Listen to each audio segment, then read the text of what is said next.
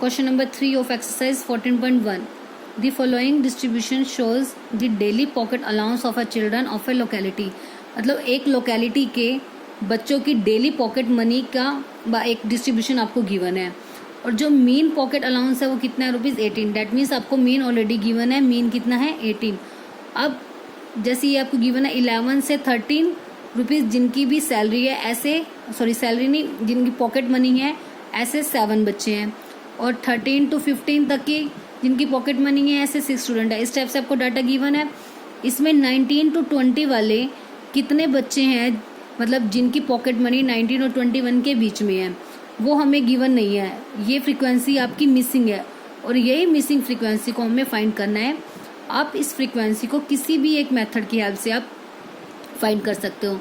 हमारे last video में हमने किए थे ना कि मीन को फाइंड आउट करने के 3 मेथड होते हैं. कौन कौन से थे? First one direct, then assumed and फिर स्टेप डेविएशन मेथड. आप किसी भी मेथड का आपको अप्लाई करके इसे सॉल्व कर सकते हैं. तो चलो स्टार्ट करते हैं क्वेश्चन को. हम इसे डायरेक्ट मेथड से सॉल्व करते हैं. डायरेक्ट मेथड में क्या क्या कॉलम चाहिए होते हैं हमें? Class interval, XI that means class mark, FI और FI XI. क्लास इंटरवल आपको गिवन है 11 to 13, 13 to 15, 11 to 13, 13 to 15. Highest कहाँ तक है? 25 तक है. 2 का गैप है. लिखते हैं इसे 15 to 17, 17 to 19, 19 से 21, 21 से हो जाएगा 23 और 23 से लास्ट 25. ठीक है. और FI कितनी है? 7 फर्स्ट की, आफ्टर देन 6, फिर 9, 13 ये गिवन नहीं है, F 5 और 4. अब XI क्या होता है? इनका मिड पॉइंट. मिड पॉइंट का फॉर्मूला हमें पता है, upper limit plus lower limit by में 2. इन दोनों को प्लस करो और 2 से डिवाइड. अदरवाइज 11 और 13 का मिड पॉइंट कितना है? 12. ऐसे ही कितने कितने का गैप है इनके बीच में? 2 का. तो 12 plus 2 14, 14 plus 2 16, 16 plus 2 18, 18 plus 2 20, 20 plus 2 22 and 22 plus 2 24. Otherwise आप इससे भी निकाल सकते हो कि 13 और 11 को पहले आप प्लस करो, दैट इज 24, 24 बाई 2 12. ऐसे 13 और 15 को ऐड करोगे 28, 28 बाई 2 40. उससे भी आप निकाल सकते हो. अब नेक्स्ट डायरेक्ट मेथड में क्या करते हैं हम? FI और XI इनका क्या करते हैं? प्रोडक्ट. इनका करो मल्टीप्लाई. 12 की मल्टीप्लाई फर्स्ट ऑफ ऑल 7 के साथ कितनी आएगी? 12 7 जा 84, 14 6 जा 84, 16 की 9 के साथ 16 9 जा 144. अब 18 की 13 के साथ मल्टीप्लाई करो. 18 और 13 की मल्टीप्लाई 18 3 जा 54, 18 1 जा 18, 4 8 5 13 कैरी 1 234. राइट कर दो 234. अब 20 की मल्टीप्लाई F के साथ. F की तो कोई वैल्यू गिवन नहीं है तो 20 की F के साथ मल्टीप्लाई एज इज 20 F. 22 की 5 के साथ 110, 24 की 4 के साथ 96. देखो अगर आपको कैलकुलेशन बिग लगती है तो आप कोई अनदर मेथड भी अप्लाई कर सकते हो. या मैंने डायरेक्ट मेथड इसलिए करवाया क्योंकि इसमें फ्रीक्वेंसी गिवन नहीं है तो कभी उसमें आपको अगर प्रॉब्लम हो सॉल्व करने में तो डेट्स वाई आप ये मेथड भी यूज़ कर सकते हो. आप कोई और मेथड अगर यूज़ करना चाहो तो उससे भी आप सॉल्व कर सकते हो. ट्राई करके देख लेना, आंसर आपका सेम ही आएगा. अब इनका टोटल कर दो, FI और XI का टोटल और FI का टोटल करो. इनको प्लस 7 प्लस 6 13, 13 प्लस 13 26 हो जाएगा. 26 और 9 कितना हो जाएगा? 35, 35 और 5 40, 40 और 4 44.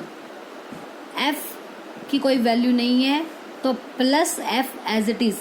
ध्यान रखना यहाँ पे 44 F मत लिख देना. अगर आपने ये चीज़ लिख दिया इसको तो ये रॉन्ग हो जाएगा क्योंकि इनके बीच में कोई साइन नहीं है मतलब मल्टीप्लाई. बट हम तो इनको क्या कर रहे हैं? प्लस कर रहे हैं ना, तो इसलिए 44 प्लस F राइट करेंगे इसे. अब ऐसे ही इनको भी ऐड करो. इस वैल्यू को हम ऐड नहीं करेंगे 20F को क्योंकि F की कोई वैल्यू नहीं है तब तक ये ऐड नहीं होगी. बाकी इसको छोड़ के बाकी सभी वैल्यूज़ को हम ऐड करेंगे। बाकी की वैल्यूज़ को प्लस करके कितना आएगा 752। 20f ऐड नहीं किया तो plus 20f as it is. ठीक है, अब मीन निकालते हैं बाय डायरेक्ट मेथड। क्या फॉर्मूला होता है मीन का? x bar equals to summation fi xi by में समेशन fi। ठीक है, अब x बार मतलब मीन की वैल्यू आपको गिवन है ऑलरेडी। मीन कितना गिवन है 18, तो राइट कर दिया मीन कितना है 18 equals to summation fi xi। Total कितना है fi xi ये है इनका टोटल 752 प्लस 20f।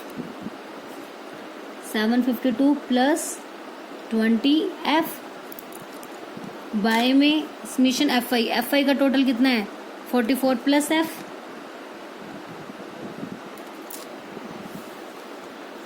क्लियर है? अब हमें किसकी वैल्यू फाइंड आउट करनी है f की, तो अब इनकी क्रॉस मल्टीप्लाई कर दो।